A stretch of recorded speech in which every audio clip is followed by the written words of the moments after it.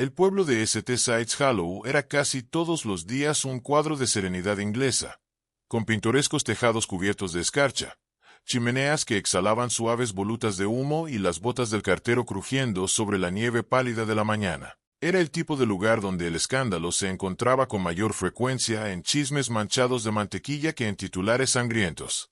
Pero la Navidad, incluso en St. Sides Hollow, tenía la costumbre de aflojar las costuras sociales, y ese año había llegado con un brillo inesperado.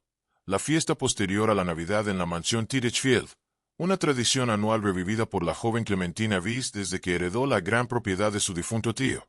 Se suponía que era un asunto refinado, con vino caliente, pasteles de carne y ninguna mención del Brexit. Sin embargo, cuando el pueblo apenas se recuperaba de la indulgencia del Boxing Day, la limpieza matutina reveló más que sombreros de fiesta desechados y copas con marcas de pintalabios. Un hombre había muerto, y no un hombre cualquiera, sino el coronel Archibald Redbourne, retirado, condecorado y notoriamente desagradable, hallado desplomado en el sillón de lectura de Clementina. Al principio se atribuyó a causas naturales, pues tenía casi 80 años y seguía fumando los puros turcos más fuertes conocidos, pero había detalles inquietantes. Un amargor extraño en la taza de té cercana, un solo trozo de cristal roto junto a su pie y una expresión en su rostro no de dolor, sino de sorpresa absoluta.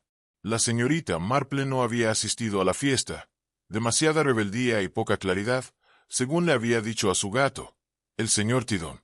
Pero naturalmente se enteró, porque nada en St. Sides Hollow permanecía en secreto por mucho tiempo, ni el hecho de que la chica de cocina había sido vista llorando detrás del cobertizo, ni que el coronel Redbourne había amenazado con demandar a un vecino por una disputa de setos, ni siquiera que Clementina había estado una vez rumoreada como prometida del sobrino distanciado del coronel. A la mañana siguiente del descubrimiento, mientras la señorita Marple terminaba de ordenar la bandeja del desayuno en su modesta cabaña, llamaron a la puerta con 2 golpecitos, uno rápido y otro vacilante. Al abrir encontró al inspector Hargreaves, con la bufanda torcida y las mejillas enrojecidas, quien entró casi derrotado por el desconcierto, confesando que el asunto era bastante inusual. Tomando té y bollos, relató cómo la fiesta había estado llena, cómo Redbourne llegó tarde, discutió con el vicerrector por el presupuesto del coro, se instaló en la sala de lectura con una copa de oporto y fue hallado muerto horas después, con una taza de té frente a él que nadie recordaba haberle servido. Esa tarde, la mansión hervía de actividad nerviosa. Clementina, pálida y tensa, guiaba al personal con una voz que se quebraba con frecuencia. El reverendo Ali consolaba a la cocinera, que murmuraba sobre mala suerte y presagios, mientras George Campbell, el alcalde, poeta frustrado y comerciante de telas, recitaba versos dramáticos a cualquiera que se acercara. La señorita Marple llegó con una sonrisa discreta, observando todo, desde los dedos temblorosos de Clementina al entregar el ornamento roto, hasta la reacción del alcalde al escuchar el nombre de Redbourne, pasando por la actitud inquieta de la esposa del vicario, que pedía té sin despegar la mirada de la puerta de la sala de lectura. Cerca de la ventana, la señorita Marple notó una pequeña mancha pegajosa bajo la taza del difunto. ¿Algo más espeso que té? Quizá un sirope. No lo tocó. Solo se inclinó para observar. Clementina la descubrió mirando y un destello, no culpa ni dolor, sino miedo, cruzó brevemente sus ojos. A la mañana siguiente, mientras la noticia del fallecimiento se extendía más rápido que la escarcha, el médico habló de posibles causas naturales, aunque para entonces ya había tomado más brandy del recomendable. La señorita Marple no se apresuró a aceptar esa explicación. Mientras tomaba su desayuno sencillo, pensaba en la expresión de Clementina, en ese miedo antiguo y gastado, como algo llevado durante demasiado tiempo. Más tarde, camino a la farmacia del señor Belvy, se encontró con el reverendo Ali luchando con el tablón de anuncios de la iglesia, quien mencionó con torpeza que el sobrino Jonathan Redbourne no había sido invitado a la fiesta y que existían desacuerdos sobre el testamento del coronel. La señorita Marple dejó que aquello se asentara y continuó su camino, encontrándose después con Nora Pilbeam, la encargada de correos, quien le contó algo inquietante. La taza de té del cadáver, guardada como evidencia, había desaparecido y sido reemplazada por otra similar pero diferente, sin manchas ni bordes irregulares. La señorita Marple imaginó de nuevo la escena de la sala de lectura, la mancha pegajosa, el vidrio roto, la copa de Oporto cambiada por té, las incoherencias. Mientras tanto, en Tatechfield Manor, la tensión crecía. Clementina, agotada, había sido instada por la policía a no abandonar el pueblo. Cuando la señorita Marple la visitó, Clementina preguntó si había ido a juzgarla. La anciana negó con suavidad y le ofreció compañía. Sentadas junto al fuego, Clementina reveló que el coronel había estado de mal humor, que bebía siempre Oporto pero aquella noche lo rechazó, diciendo que sabía mal, y que el ornamento roto, una bola azul con banda plateada, había sido un regalo que él despreciaba profundamente. La señorita Marple dejó su taza con delicadeza y comentó que quizá el coronel no lo había roto intencionalmente. Afuera, la nieve caía en ráfagas breves mientras los susurros en el pueblo crecían. Versiones distintas de lo ocurrido circulaban por la posada, pero todos recordaban la sensación antinatural en la fiesta, como si algo invisible hubiera estado observando desde los rincones oscuros. Esa noche, junto a la chimenea, la señorita Marple murmuró que la gente rara vez envenena a desconocidos, siempre es alguien con quien han hablado o esperan hablar. Jonathan Redbourne llegó al día siguiente al pueblo sin ser llamado, con un abrigo largo cubierto de sal y ojos endurecidos por años de rencor. Su llegada provocó revuelo inmediato. Mientras el pueblo murmuraba, la señorita Marple observaba patrones, desde la inquieta cercanía de la esposa del vicario hacia los niños del coro hasta la manera en que Jonathan se dirigió sin aviso a Tatechfield Manor, golpeando la puerta principal con impaciencia. Cuando Clementina abrió, su expresión se congeló. Él preguntó si ya habían hecho el servicio fúnebre. Al saber que aún no, respondió con frialdad que el coronel la perseguiría si no hacían un buen espectáculo. Clementina, rígida, le cedió el paso. Él pasó a su lado y añadió sin emoción: «No estoy aquí para llorar». Por la voluntad, la señorita Marple no estuvo presente en la confrontación, pero a la hora del té, todo el pueblo conocía los matices del suceso. Según George Campbell, quien afirmaba haber escuchado desde el seto junto a la conducción, Jonathan había acusado a Clementine de apresurar la muerte del coronel, de verter algo en su Oporto y de manipular la lista de invitados para mantenerlo apartado. Si era cierto o no, no parecía estar claro. Las palabras habían sido dichas, y el aire había cambiado. Esa noche, el inspector Hargreaves visitó la cabaña de la señorita Marple, con la bufanda húmeda por el aguanieve y la paciencia agotada. «¿Lo oíste?», preguntó. «Sí», respondió ella, poniendo la tetera a hervir. «Me imagino que el joven señor Redbourne no facilita tus consultas». «No es un sospechoso», murmuró Hargreaves. «Ni siquiera estaba en el condado esa noche. Los registros del tren lo situaban en Gloucestershire. Aún así, estaba removiendo la olla como un chef en un día de mercado. Tenía un motivo». «Ah», añadió. «Pero también lo tienen Clementine y la mitad del pueblo, si soy sincero». Redbourne tenía un don para el rencor. La señorita Marple sirvió el té. «¿Lo hizo?», preguntó Hargreaves. «¿Te refieres a eso?». Ella se movió suavemente. «El rencor es algo deliberado. El coronel Redbourne me pareció más cruel en términos performativos, teatral incluso, pero eso no siempre iguala a la malicia». Hargreaves parpadeó. «Dígaselo a Nora Pilbam. Prohibió a su perro entrar al jardín de la iglesia después de un accidente». La señorita Marple sonrió levemente. «Eso es menos sobre crueldad y más sobre control». El inspector frunció el ceño. «Control. Las personas que temen al caos a menudo se aferran estrictamente a las reglas, los reconforta, incluso si lastiman a otros. Así que no era del tipo que se suicida», reflexionó Hargreaves. La señorita Marple no respondió de inmediato. Solo dijo: «¿Había una nota?». «No», contestó él. «Entonces no».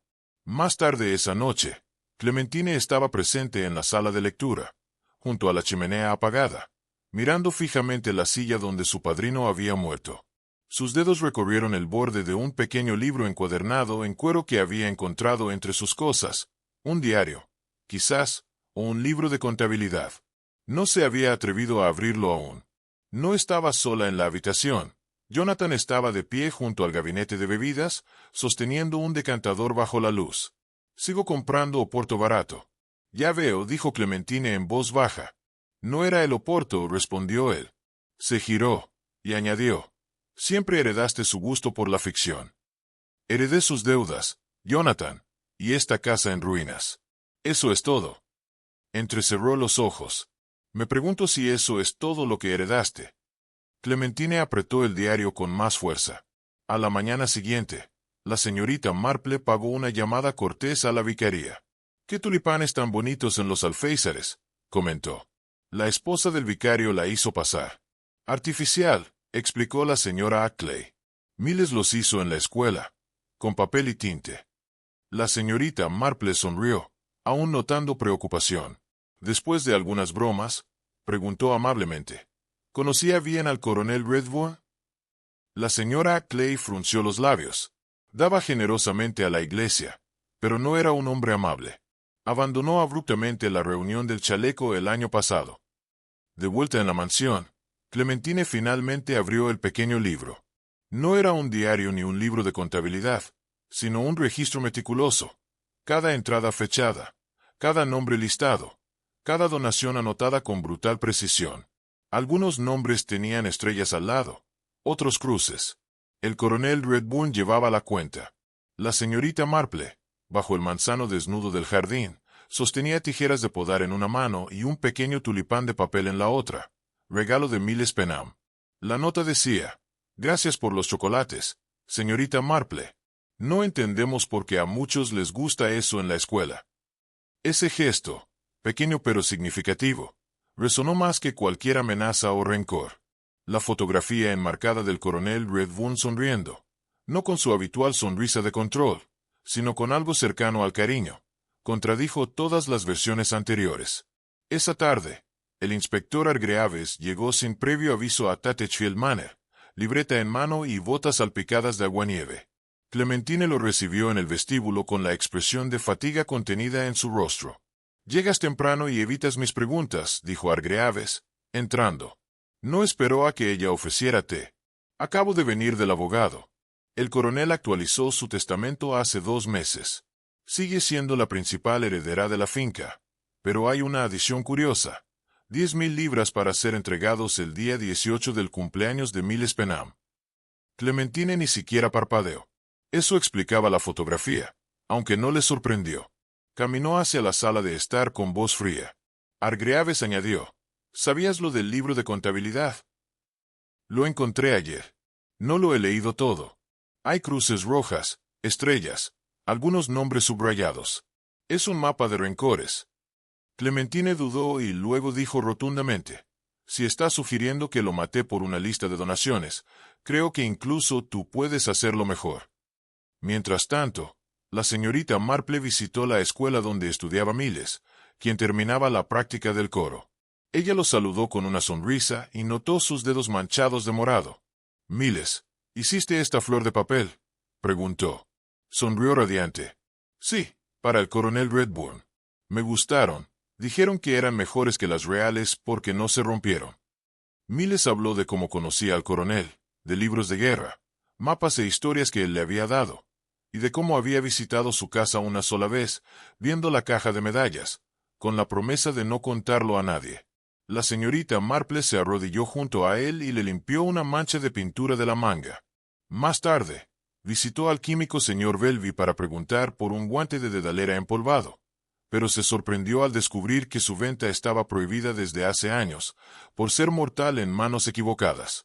De vuelta en la mansión, Clementine se sentó en la sala de lectura, en la silla donde había muerto el coronel, y finalmente leyó el libro de contabilidad. Las entradas eran frías, clínicas, precisas, pero la última página la dejó sin aliento.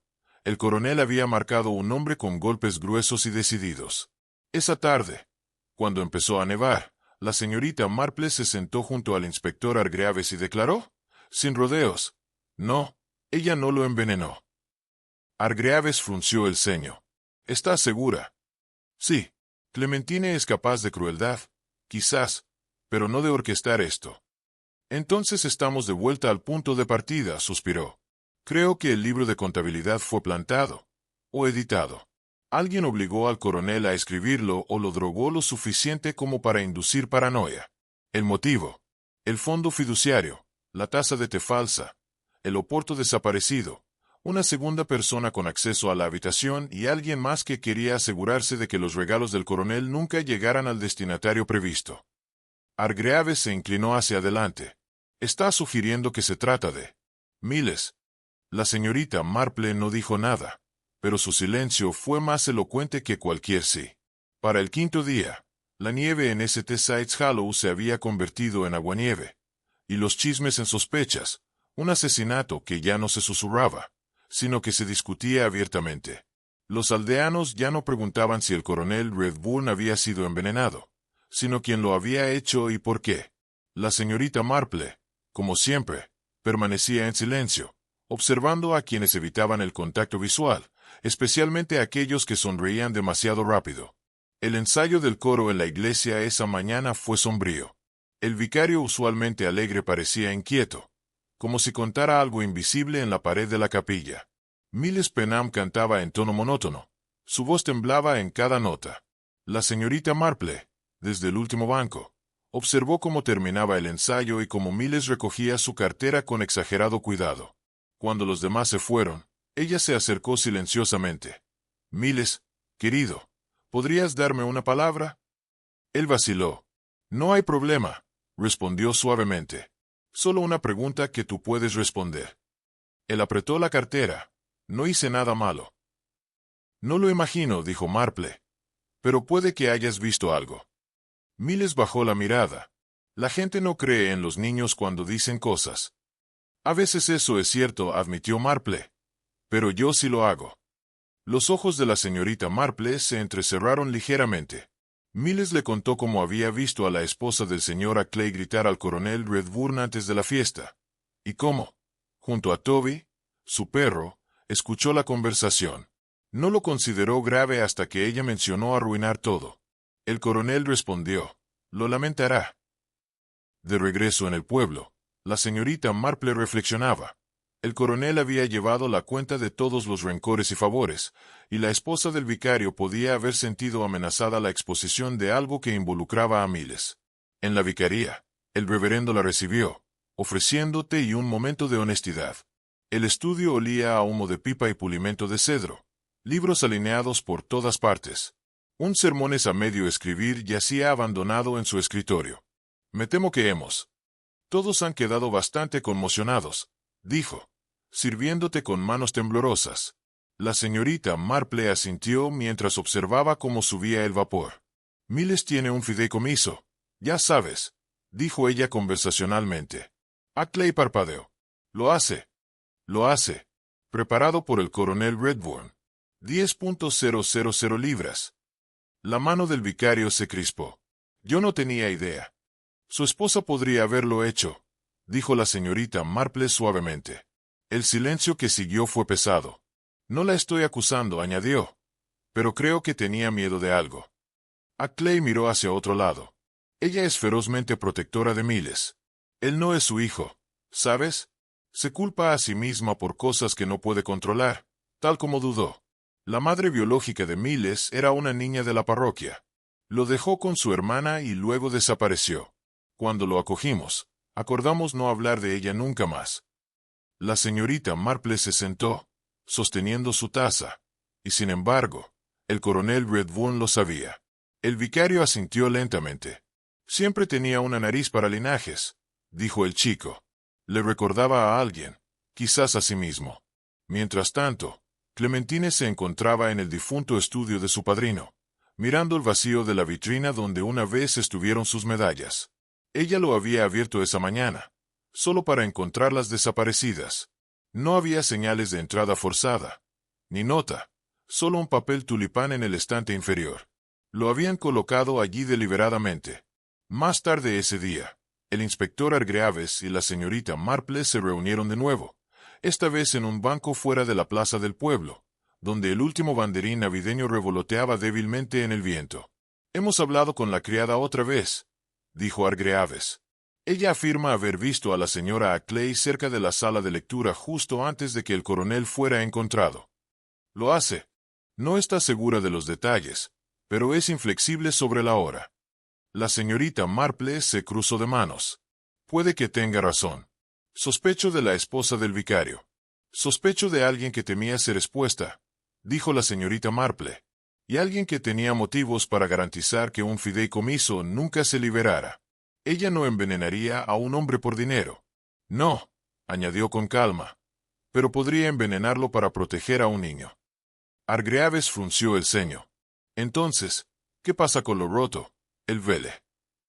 Eso, dijo la señorita Marple en voz baja, es lo que me convenció de que ella no lo hizo. Él la miró fijamente. Porque el asesino no habría dejado un desastre, explicó. Querrían que se viera limpio, natural, sin espectáculo. Pero un destrozado vele es emoción, pánico, rabia. No es adaptativo. Hargreaves entrecerró los ojos. Entonces, ¿quién? Alguien que perdió el control, dijo ella en silencio. Esa noche, Clementine encendió un fuego en el hogar de la mansión. Quemó lo último de los diarios de Coronel, los que no mencionaban a Miles, los que se llenaron solo con críticas.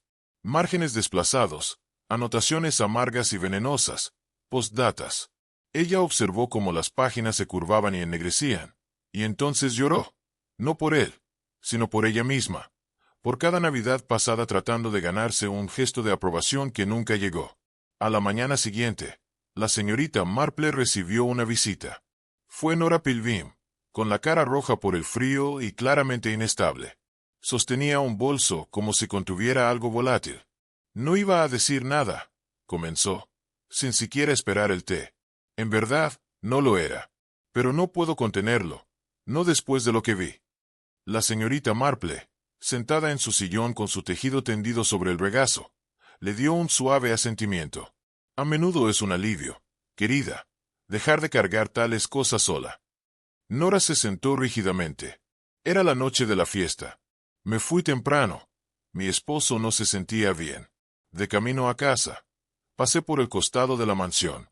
¿Sabes cómo la ventana de la sala de lectura da al camino del este? Sí. Bueno, la cortina no estaba completamente dibujada. No fue mi intención fisgonear, pero vi a alguien dentro de pie sobre el coronel.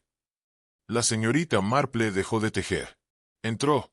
Era Jonathan Redbourne, dijo Nora, apretando las manos con fuerza. Se supone que debía estar en Gloucestershire, pero juro que era él. Esa postura suya, el abrigo largo, la forma en que siempre sostiene su barbilla como si estuviera por encima de todo. ¿Y qué estaba haciendo? Nora dudó. Inclinándose. Parecía que estaba colocando algo en la mesa al lado del coronel. Luego simplemente se alejó. Parecía angustiado. No, concentrado, como si perteneciera allí. La señorita Marple se quedó callada un momento. ¿Por qué no le dijiste al inspector? Porque no estaba segura de lo que vi, y Jonathan me asusta. Metió la mano en su bolso y sacó algo envuelto en un pañuelo. Encontré esto ayer en el seto cerca del camino, justo al lado de la carretera. No sabía qué hacer con él. Ella abrió el paño para revelar una delicada taza de té de porcelana. Estaba limpia, demasiado limpia, sin manchas, sin residuos, ni siquiera un rastro de polvo. La señorita Marple lo supo al instante. Era la taza que faltaba. Más tarde ese día, el inspector Hargreaves examinó la taza bajo la luz de la lámpara. Bueno, no tenemos forma de demostrar que es la misma, dijo. Sin huellas dactilares, sin residuos. Pero sabemos que faltaba, señorita Marple. Y ahora reaparece convenientemente lejos de la mansión. Demasiado conveniente. ¿Tú crees, Nora? Creo que alguien la movió, y creo que Jonathan Redbourne tenía más razones para estar aquí de las que se han aceptado. Pero tenía una coartada, observó la señorita Marple con una débil sonrisa. Los alibis son cosas curiosas, inspector. A menudo reflejan donde alguien dice estar, no donde realmente estaba. Hargreaves suspiró. No es suficiente para acusarlo. No, estuvo de acuerdo ella. Pero basta con presionar suavemente. Jonathan Redbourne no reaccionó bien a ser citado. Esto es acoso. Ladró mientras Hargreaves lo interrogaba en el salón de la mansión. En el cuerpo. Número. Pero había pánico. La taza desapareció. La primera, 1. Alguien lo quitó después de que el coronel se desplomó. Luego lo reemplazaron con uno limpio. No se escondían culpa. Estaban ocultando misericordia. Él se echó hacia atrás. ¿Y quién? La voz de la señorita Marple bajó a un murmullo. Alguien que conocía al coronel no bebería azúcar a menos que fuera presentado ceremonialmente. Un terrón de azúcar. Solo uno.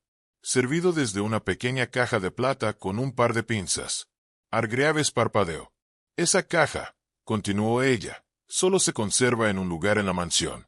Se levantó bruscamente. El mueble va. No, dijo la señorita Marple. El privado en la habitación de Clementine. Esa noche, la señorita Marple regresó a la mansión por última vez. Clementine estaba esperando. No preguntó por qué la señorita Marple había llegado. Ya lo has descubierto, ¿no es así?, dijo ella. La señorita Marple asintió lentamente. No lo envenenaste, dijo. Clementine no dijo nada, pero se movió la copa. Los hombros de Clementine se desplomaron. Lo vi beberlo. Vi su garganta pararse y me quedé paralizada. Entonces, vi la taza y pensé, si la quito, tal vez no sepan que estaba destinada para él. No quería a miles implicado. No quería que nadie saliera lastimado. Ya no. La señorita Marple la miró con calma comprensión. Has estado limpiando sus líos durante mucho tiempo. Los ojos de Clementine brillaron. Incluso en la muerte, él me hizo elegir quien merecía vivir en paz. Y elegiste al niño. Sí, susurró. Elegí al único que nunca pidió nada. El primer domingo del nuevo año, llegó bajo un manto de fina nieve blanca, fresca y silenciosa como un himno de capilla. Hueco de Sunset, generalmente lento para moverse en esas mañanas, parecía especialmente en silencio. No por el clima, sino porque el funeral del coronel estaba previsto para mediodía, y casi todos planeaban asistir, no por el dolor, sino para el cierre. Clementine Vyse estaba de pie frente a su espejo con un abrigo negro liso, sin broche, sin velo. Su rostro, pálido pero sereno, parecía el de alguien que se prepara para caminar a través de una tormenta sin pestañear.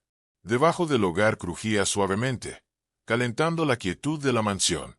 Ella no había hablado con Jonathan, ni tenía intención de hacerlo. En el cementerio, filas de sillas plegables estaban dispuestas con sombría simetría, muchas aún cubiertas de polvo de copos. El ataúd, oscuro, pulido y demasiado grandioso, descansaba en la parte delantera, envuelto con la Union Jack.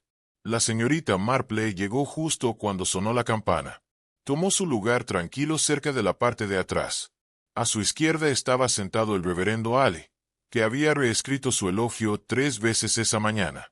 A su derecha, Nora Pilbeam se secaba los ojos, aunque nadie podría decir si era por la emoción o el frío. Y en la primera fila estaba sentado Miles Penum. Sus rodillas apenas llegaban al borde del asiento, su grulla de papel ahora escondida cuidadosamente en el bolsillo de su abrigo. Las palabras del reverendo eran vagas y misericordiosas. El coronel Redbourne vivía con gran convicción, un firme sentido del deber, generoso a su manera. La señorita Marple admiraba su moderación. No muchos podían hablar amablemente de un hombre que había amenazado con acción legal por un jardín fuera de lugar. Después del himno final, los aldeanos pasaron junto al ataúd uno por uno. Algunos asintieron y murmuraron oraciones. Clementine simplemente miró hacia abajo, pulió la tapa y susurró: «Está hecho ahora». Y eso fue todo. Después del entierro, la señorita Marple regresó a su cabaña y se sorprendió al encontrar al inspector Hargreaves ya esperando, manos en los bolsillos del abrigo, aliento empañando el aire. No parecía triunfante, parecía cansado. «Tenías razón», dijo, «sobre todo.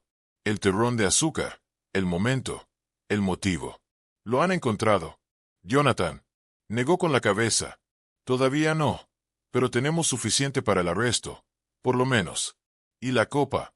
Hargreaves metió la mano en su bolso y sacó una caja de azúcar plateada que encontró en su equipaje.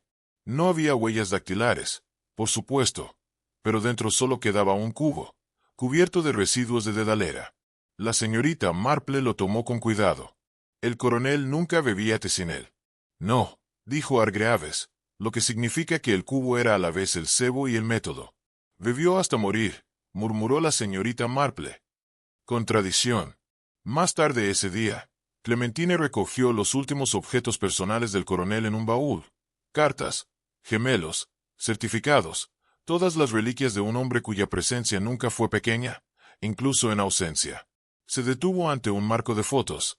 El coronel en su juventud, uniforme impecable, ojos afilados, de pie junto a una mujer de piel pálida. Su hermana, su madre. Por un momento, algo se suavizó en la mirada de Clementine. Luego colocó la foto boca abajo en el baúl y cerró la tapa. Afuera, la nieve había empezado a caer de nuevo, esta vez más espesa, más silenciosa. Al anochecer, se había corrido la voz de que la confianza en Miles Penum se mantendría intacta. Clementine se había reunido con el abogado y le ordenó que lo protegiera, independientemente de cualquier competencia. No habrá ningún desafío, dijo. No de mí, sino del niño. Él no es alguien que ya no necesita protección. Firmó los documentos con firme mano. La señorita Marple encendió un fuego propio esa noche, pequeña y limpia, en el hogar donde su gato se había acurrucado en protesta del frío. Repasó los hechos en su mente, no porque dudara del resultado, sino porque los finales merecían cuidado y atención. Jonathan Redburn tenía motivos, medios y acceso. Regresó en secreto, entregó el azúcar envenenado y planeó irse sin dejar rastro. Clementine eliminó la evidencia contaminada, no para ocultar el crimen, sino para proteger a un niño de sospecha y trauma. La señora Ackley tenía secretos, pero no culpa. Su miedo era por Miles, no por su propio comportamiento. El coronel, en sus últimos momentos, se mantuvo fiel a su carácter, controlado, orgulloso y completamente ciego a la tormenta que él había creado. Fue un crimen muy humano, no de pasión, sino de resentimiento, no de impulso, sino de agravio prolongado, envuelto en herencia y orgullo. Al día siguiente, un pequeño sobremarrón llegó a la policía del pueblo, dirigido al inspector Hargreaves. No tenía remitente. El papel era grueso, con marca de agua y doblado una vez. Dentro había una sola oración, solo destinada a herir su orgullo. Pero el orgullo es un órgano frágil. No había firma, pero el sobre tenía una leve mancha de tinta en la parte inferior. Un monograma. J.R. No fue una confesión, no del todo, pero fue suficiente. Jonathan Redburn no había sido encontrado. El último avistamiento confirmado lo situó abordando un ferry en Dover bajo un nombre falso. Una pista falsa. La pista de un hombre que sabía que no había logrado terminar algo y temía lo que vendría después. Cobarde, murmuró Hargreaves mientras lanzaba la carta sobre su escritorio. Envenenó a un hombre con un terrón de azúcar y salió corriendo cuando la dulzura se volvió amarga. La señorita Marple, sentada cerca, movió su tez sin comentarios. Nunca servirá un día para ello, añadió. No, dijo ella suavemente. Pero, de nuevo, su sentencia ya ha comenzado. Hargreaves frunció el ceño. ¿Qué quieres decir? Los ojos de la señorita Marple se dirigieron hacia la ventana, donde había empezado a caer nieve de nuevo. Suave, sin prisas, como el tiempo mismo, dejándose ir. Jonathan perdió lo único que tenía. Él siempre quiso importar más de lo que lo hizo. Y ahora, incluso en la muerte, el coronel lo ha sobrevivido. Esa es la crueldad del destino. En Touchfield Manor, Clementine preparó las habitaciones de huéspedes para el cierre. La casa no se vendería, todavía no, pero estaría tranquila, vacía de fiestas, conferencias y expectativas. Estaba de pie junto al hogar en la sala de lectura donde todo había comenzado. Los troncos se habían quemado hacía tiempo. El olor a pino todavía se aferraba débilmente a la ceniza. Ella sacó el objeto final de la repisa de la chimenea, una pinza de azúcar de plata, fría y delgada como un susurro, y lo dejó caer en la caja de donaciones. Luego cerró la tapa y giró la luz, saliendo de la habitación sin mirar atrás. Una semana después, el abogado confirmó que el fideicomiso para Miles Penum sería transferido bajo la supervisión de Clementine. Ella rechazó cualquier herencia adicional. Lo que conservó fue solo lo que necesitaba. La señorita Marple caminó con ella una vez alrededor del borde helado de la plaza del pueblo. Podrías haber dejado que todo se quemara, dijo suavemente. Lo pensé. Pero no lo hiciste, dijo Clementine, y se detuvo. Porque habría ganado, incluso en muerte. La señorita Marple sonrió levemente. Se ha vuelto bastante buena en negarles a los hombres sus victorias. He tenido años de práctica. Miles estaba mejor. Sonreía más. Hablaba con más seguridad. Las grullas de papel que doblaba se habían convertido en figuras más elaboradas, algunas con alas que se ensanchaban como plumas, algunas metidas en patrones que solo los niños podían entender. Le llevó una a la señorita Marple como agradecimiento. Esta vez utilicé papel dorado, dijo. Se supone que trae buena suerte. Lo ahuecó en la palma de su mano. Entonces lo mantendré junto a la ventana, donde brille la luz de la mañana. La luz lo encontrará. Dudó antes de preguntar. ¿Crees que me odiaba? No, dijo ella. Creo que te tenía miedo. ¿Por qué? Porque le recordabas un futuro que no podía controlar. Miles parpadeó y luego asintió lentamente, como si esa respuesta, aunque extraña, tuviera perfecto sentido para un chico que ya había aprendido demasiado. El inspector Hargreaves devolvió la caja de azúcar a la señorita Marple en un sobre marrón de evidencia. Técnicamente, se supone que debemos destruirlo. Lo sé, dijo, pero algo me dice que encontrarás un mejor uso. La señorita Marple lo aceptó sin responder. Más tarde lo colocó en un estante alto, por encima de sus libros, una reliquia no del crimen, sino de la claridad que había forzado sobre el pueblo.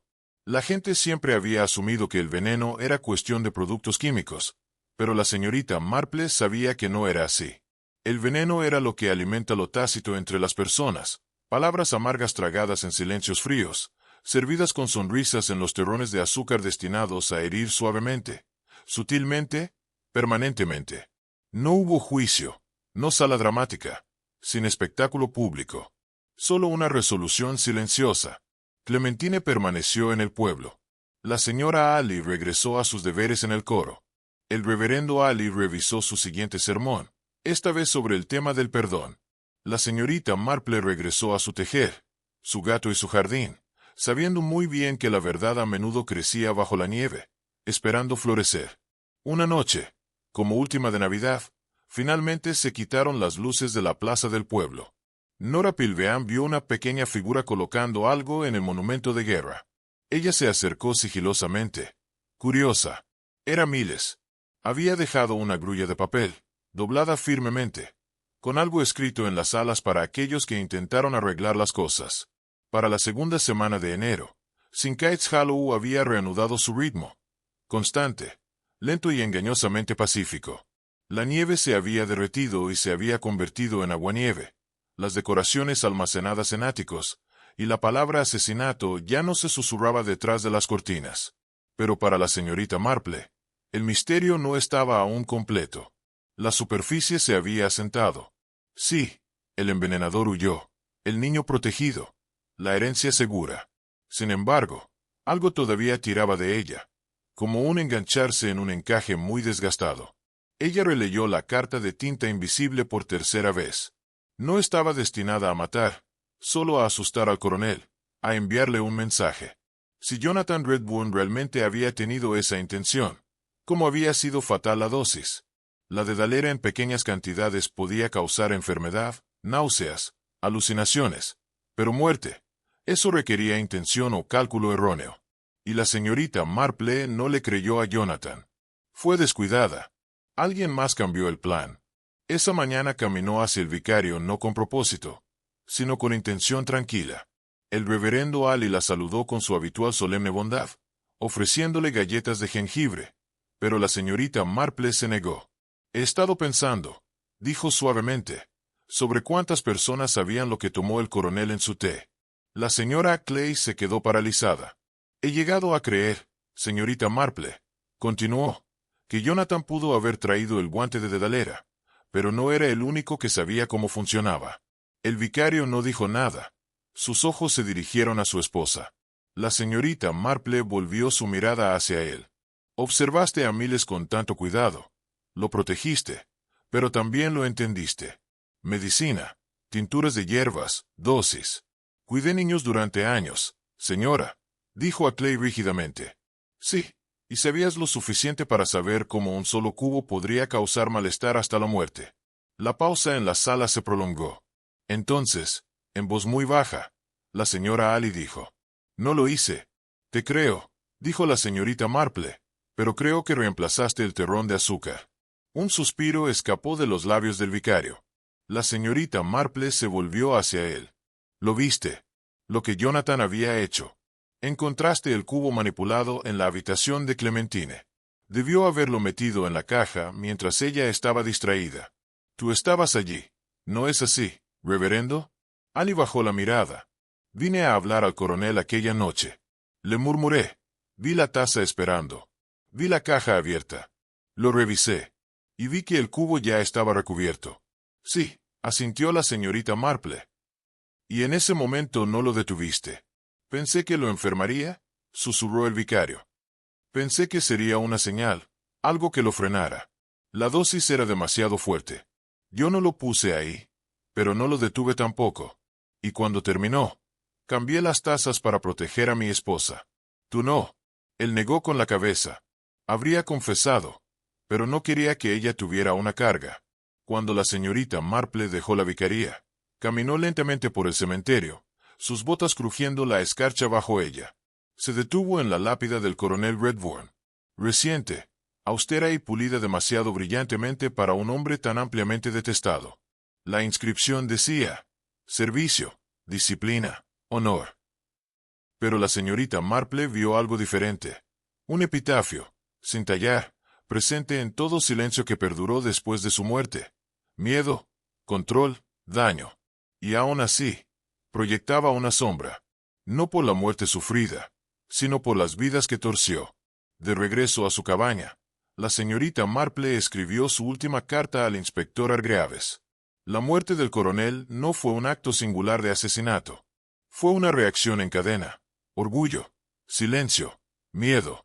Jonathan colocó el veneno, pero otros dos vieron el peligro y lo permitieron permanecer. El crimen estaba en acción. El encubrimiento, compasión, la consecuencia irreversible. Ella dobló la carta y la selló con cera, no para procesamiento, sino para registro.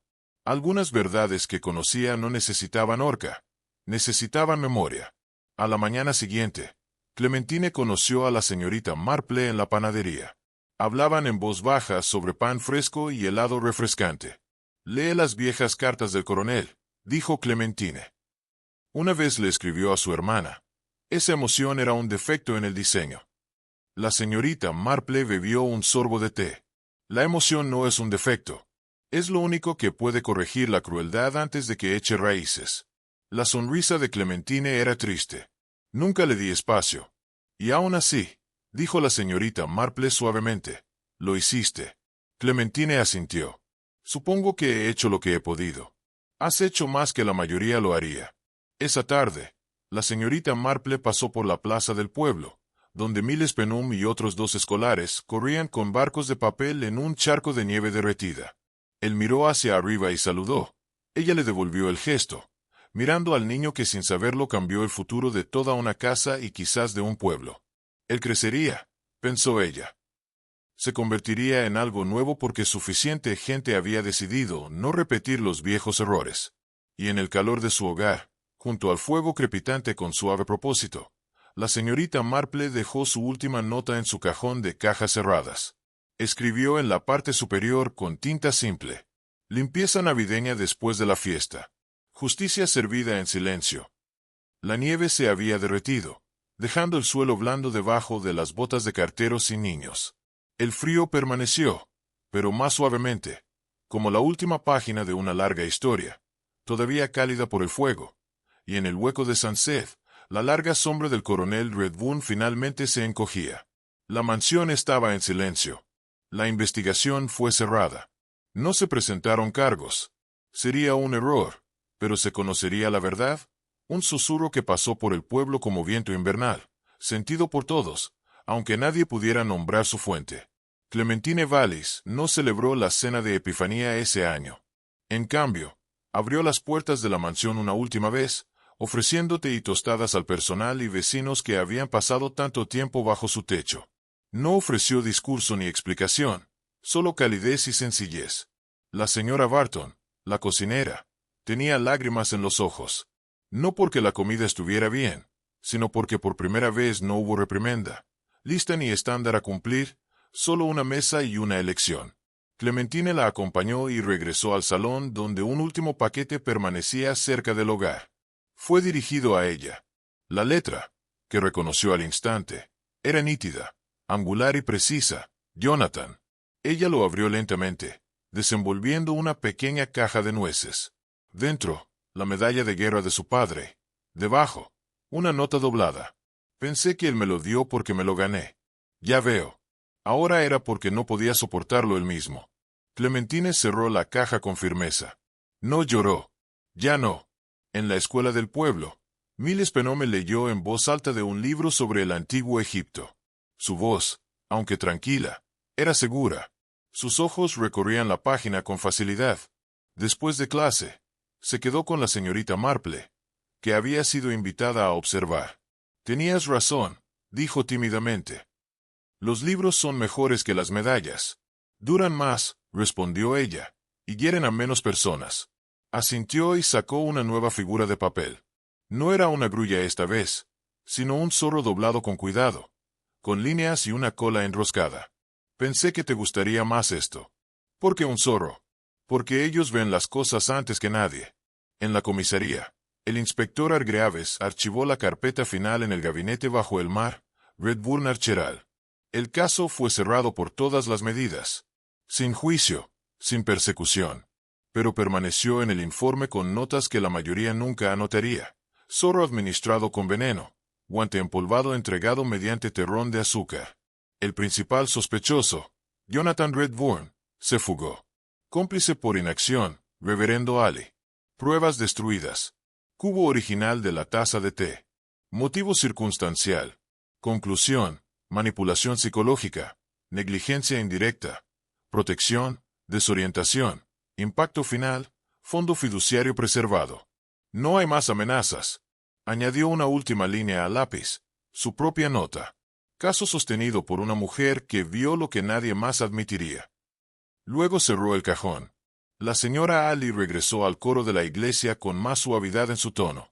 Ya no regañaba a los altos por llegar tarde a las entradas, y cuando Miles regresó a cantar, ella no corrigió su ritmo. Simplemente colocó un himnario nuevo en sus manos y asintió en agradecimiento. Ninguno volvió a hablar del coronel. En cuanto a la mansión, Clementine finalmente abrió solo una sala al público, el conservatorio. No para visitas, no para ganancias, solo para las orquídeas. La señorita Marple la visitó un martes por la mañana, y encontró el lugar bañado por la pálida luz del sol. El aire estaba cargado de flores. Tranquilo, amable. Me guardaste la mejor habitación, dijo ella. Clementine respondió. Fue el único que creció algo. Por la noche, la señorita Marple estaba sentada en su silla junto a la ventana, con una pequeña bandeja de correspondencia a su lado. Escribió una última nota, no para un abogado ni para un detective, sino a su sobrina en Cornualles. Mi querida Lidia, el nuevo año ha comenzado con un despeje de escarcha, tanto literal como metafórico. El pueblo se está asentando después de lo que podría llamarse un episodio navideño. Aunque me atrevo a decir que le faltó la alegría que uno espera de la temporada. Un hombre ha muerto. Otro se ha desvanecido. Y, sin embargo, de alguna manera, la esperanza permanece intacta, arraigada quizás en el niño que está en el centro de todo. Es extraño como tantos crímenes no comienzan con acción sino con silencio, con las cosas que la gente no dice o no deja de decir. Y lo que es más extraño aún es lo que cura. No siempre es justicia, sino gracia. Con cariño, tía Jane. Lo selló con cera y lo dejó a un lado para enviarlo por la mañana. Luego colocó el zorro de papel al lado de la grulla dorada en su estante. Dos pequeñas criaturas plegadas, testigos silenciosos del desenlace silencioso de algo oscuro y el silencioso renacer de algo nuevo. Y así, el pueblo exhaló. El té fluyó de nuevo. La campana de la iglesia sonó fielmente.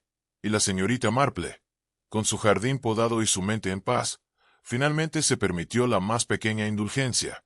Un segundo terrón de azúcar en su taza. Pero solo uno, por si acaso. No llegó en forma de prueba ni de confesión pública, pero en una carta reenviada semanas después desde la oficina de abogados en Canterbury, sellada, autenticada y con matasellos de Francia, Jonathan Redburn había escrito su último mensaje. Palabras sobre el asunto, escritas con cuidado y firmadas en tinta, atestiguadas por un notario local. La carta no contenía detalles elaborados, justificaciones ni melodrama. Solo lo que el mundo legal había estado esperando. Confesión a quien corresponda. Sí. Compré un guante de dedalera empolvado. Sí. Viajé a St. Set's Hollow en la noche del 26 de diciembre. Mi intención era enfrentarme a mi tío. No matarlo, sino ponerlo nervioso. Mostrarle que un legado tiene un arma en ambos sentidos. Manipulé el azúcar. Pensé que tenía la dosis correcta. Él tenía una fuerte constitución y sabía que nunca lo rechazaría. Salí del cubo en la caja plateada y volví a mi alojamiento. Esperé. Cuando escuché que había muerto. Huí, porque aunque no estaba destinado a llegar tan lejos, sabía lo que había hecho. Me arrepiento. No por él, sino por miles. No merecía llevar un nombre como el nuestro solo para heredar el daño detrás de él. Que se quede con el dinero. Que sea lo que el coronel temía. Eso sería justicia suficiente. Jonathan Redbourne. La carta fue presenciada y verificada. El inspector Hargreaves presentó el caso sin comentarios. Legalmente, cerró el caso. Pero para la señorita Marple, esa carta era solo una parte del cierre. Había aún otras dos verdades por resolver. Primero, ¿qué pasó realmente la noche del asesinato? La señorita Marple lo había reconstruido pieza por pieza. Jonathan Redbourne se coló en la mansión durante la fiesta posterior. Colocó un solo terrón de azúcar envenenado en la caja de azúcar plateada en la sala de estar de Clementine, sabiendo que el coronel eventualmente solicitaría su té ceremonial tradicional. Clementine, aunque no consciente del origen del cubo al principio, lo había visto, o al menos lo sospechaba, después de que Redbourne salió. Dudó, quería detenerlo, pero no lo hizo. El reverendo, que había ido al estudio a hablar con el coronel más tarde esa noche, también observó el cubo alterado. Lo examinó, reconoció el riesgo y lo dejó en su lugar. Se sirvió el té. El coronel tomó el cubo, revuelto, sorbió. En cuestión de minutos empezó a sentirse desorientado y con malestar. Se levantó, se tambaleó, tiró la mesa auxiliar. Una piedra azul cayó y se destrozó a sus pies. Clementine, al oír la conmoción, entró en la sala de lectura. Vio la taza y al hombre. Se dio cuenta de lo que había pasado. Hizo su elección. Sacó la taza. La limpió y la reemplazó por una limpia e intacta al lado de su silla. A la mañana siguiente, lo encontraron muerto. Evidencia borrada. Nora Pilbeam, caminando de camino a casa, vio por casualidad una figura alta saliendo silenciosamente. Jonathan en fuga. Ella no habló hasta que fue demasiado tarde. 3 personas, en distintos momentos, podrían haber evitado la muerte, pero ninguno lo hizo. En segundo lugar, ¿qué fue del niño en el centro de todo? Miles Penum. La señorita Marple mantenía una correspondencia ocasional con él después de que el caso se cerró. Al principio eran cosas pequeñas, notas de agradecimiento, pequeños dibujos de animales de papel, observaciones sobre los libros que estaba leyendo. Luego llegó una carta más larga meses después.